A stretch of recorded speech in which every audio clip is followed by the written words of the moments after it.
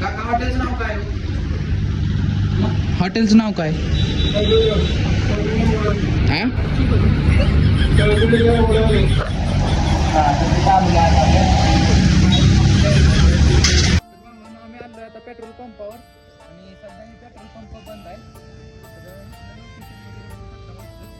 Number 1 location आहे. झाडे बिडं आहेत ती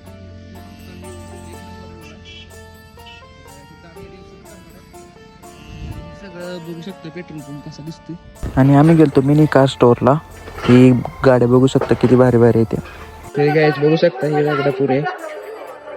तर भावानो हा व्हिडिओ शूट वगैरे कमी झालेला आहे आपलं आणि आता आपण चाललेलो आहे डायरेक्ट घरी.